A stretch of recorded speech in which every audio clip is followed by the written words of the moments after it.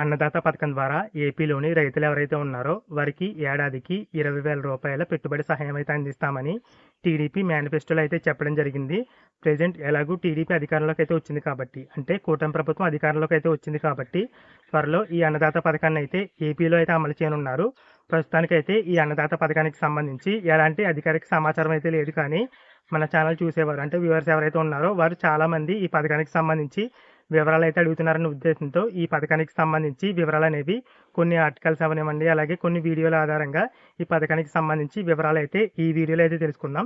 కాబట్టి వీడియో అయితే ఎక్కడ స్కిప్ చేయకుండా చివరి వరకు అయితే చూడండి. ఇప్పటి వరకు రైతు భరోసా పథకం ద్వారా సంవత్సరానికి 13,500 రూపాయల పెట్టుబడి సహాయం అయితే రైతులకైతే అందివ్వడం జరిగింది. అది కూడా కేంద్ర ప్రభుత్వం అందించే పీఎం కిసాన్ అమౌంట్ అయిన 6,000 రూపాయలతో కలిపి. ఇక టీడీపీ గవర్నమెంట్ వచ్చేసి ప్రెజెంట్ కేంద్ర ప్రభుత్వం అందించే 6,000 రూపాయలు కాకుండా మరొక 14,000 రూపాయలని జోడించి, అంటే ఆ అమౌంట్లు కలిపి మొత్తం సంవత్సరానికి 20,000 రూపాయలు పెట్టుబడి సహాయం అయితే ఏపీలోని రైతులకైతే అందివ్వనుంది. ఇప్పటి వరకు మనం రైతులకు సంబంధించి అయితే చెప్పుకున్నాం కదా. ఇక కౌలు రైతులకు సంబంధించి చూసినట్లయితే కౌలు రైతులకి పీఎం కిసాన్ ద్వారా ఎలాంటి అమౌంట్ అయితే రాదు కాబట్టి కౌలు రైతులకి టీడీపీ గవర్నమెంటే మొత్తం 20,000 రూపాయలని కూడా అందివ్వడం జరుగుతుంది. జగన్ ప్రభుత్వం 13,500 మాత్రమే ఇచ్చింది. చంద్రబాబు అదనంగా 6,500 ఇస్తాను అనడం రైతులను ఆకర్షించింది. ఇక ఈ అన్నదాత పథకానికి సంబంధించి ఎలిజిబిలిటీ చూసుకున్నట్లయితే కుటుంబాన్ని యూనిట్గా అయితే తీసుకుని ఈ పథకాన్ని అయితే అమలు చేయొచ్చు.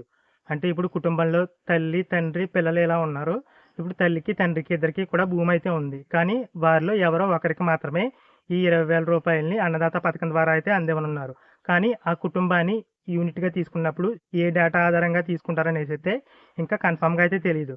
అంటే ఇప్పటికీ వాలంటీర్ల మ్యాపింగ్ అయితే ఉంది కాబట్టి ఆ మ్యాపింగ్ ఆధారంగా తీసుకుంటారా, లేదంటే రేషన్ కార్డులు ఏవైతే ఉన్నాయో ఆ డేటా ఆధారంగా తీసుకుంటారా, లేదంటే వాలంటీర్ల చేత మళ్ళీ సర్వే అయితే చేయించి, అంటే ప్రజాసాధికార సర్వే చేయించారు కదా టీడీపీ గవర్నమెంట్లో, అదేవిధంగా మళ్ళీ సర్వే చేయించి ఆ డేటా ఆధారంగా కుటుంబాన్ని యూనిట్గా తీసుకుంటారనేసి తెలియదు. కానీ తప్పకుండా కుటుంబం యూనిట్గా తీసుకుని ఈ అన్నదాత పథకం అమలు చేసే అవకాశం అయితే ఎక్కువ. ఇక ఈ అన్నదాత పథకం అనేది ఈ క్రాప్తో సంబంధం లేకుండా అమలు చేస్తారు. ఎందుకంటే గతంలో రైతు భరోసా పథకం కూడా అదేవిధంగా ఈ క్రాప్తో కానివ్వండి, ఈ కేవైసీతో కానివ్వండి సంబంధం లేకుండా అమలు చేశారు.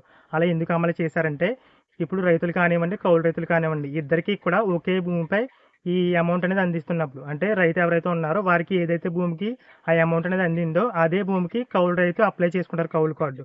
అదే భూమికి ఆ కౌలు రైతుకి కూడా అమౌంట్ అయితే ఇస్తారు. కాబట్టి ఈ క్రాప్ కండిషన్ పెడితే ఎవరో ఒకరికే అమౌంట్ వచ్చే అవకాశం అయితే ఉంటుంది. కాబట్టి ఈ క్రాప్ ఆధారం అంటే ఈ క్రాప్తో సంబంధం లేకుండా ఈ పథకాలు అయితే అమలు చేస్తారు. అంటే అన్నదాత పథకం కూడా ఈ క్రాప్తో సంబంధం లేకుండా రైతులకి ఏడాదికి 20,000 రూపాయల పెట్టుబడి సహాయం అయితే అందివ్వడం జరుగుతుంది. ఇక అఫీషియల్గా అంటే అధికారికంగా త్వరలో సమాచారం అయితే ఈ పథకానికి సంబంధించి అయితే వస్తుంది. కాబట్టి తర్వాత మరిన్ని వివరాలు అయితే ఈ పథకానికి సంబంధించి అయితే తెలుసుకుందాం. Thanks for watching.